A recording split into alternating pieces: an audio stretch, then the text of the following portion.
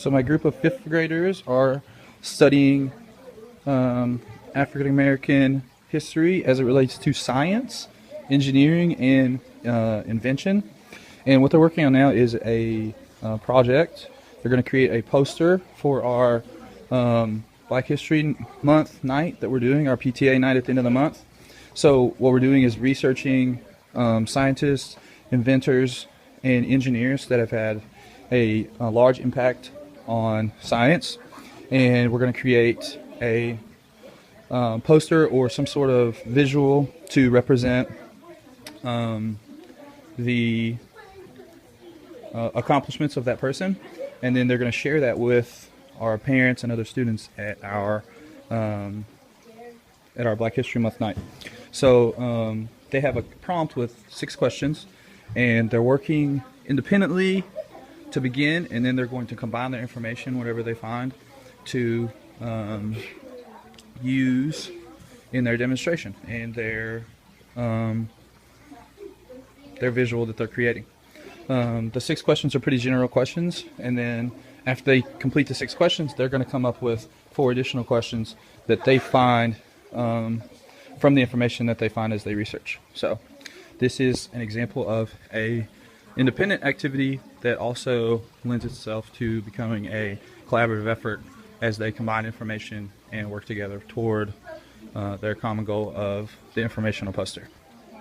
Okay, so this is a group of 4th graders who are working on an extension project to get a water refilling station as part of a grant for Kentucky American Water.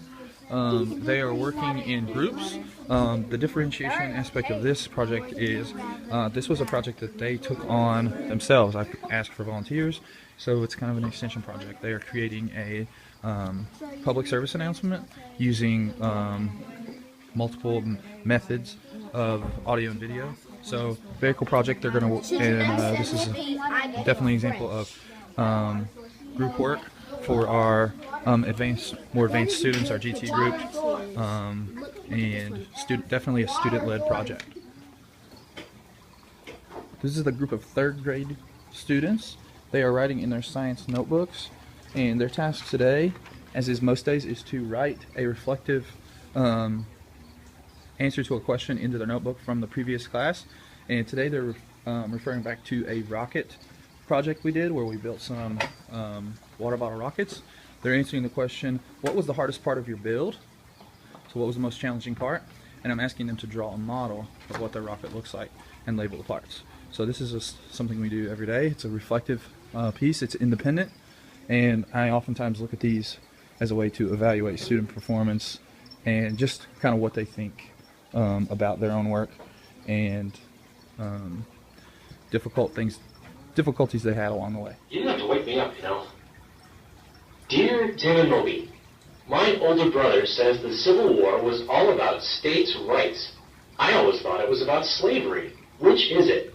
From Sopot. Well, both. It's complicated. But historians still argue about what exactly caused the Civil War. First, let's get the basics out of the way. In 1860 and 1861, 11 southern states seceded. That means they left the United States to make their own country. They called themselves the Confederate States of America, or the Confederacy. The 24 states that stayed with the U.S. were called the Union.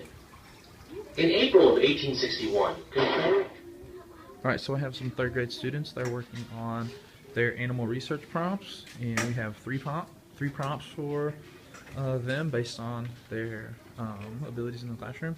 They're doing research using a website from the San Diego Zoo. They're all using the same website to access information, but their questions that they're answering have been leveled to meet each individual student's needs, and we have 3 levels of those questions.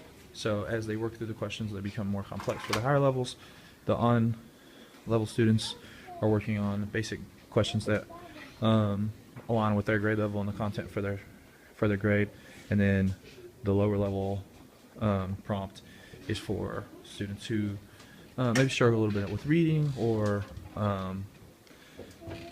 might not understand the content, etc. Just a little bit simplified questions for them. So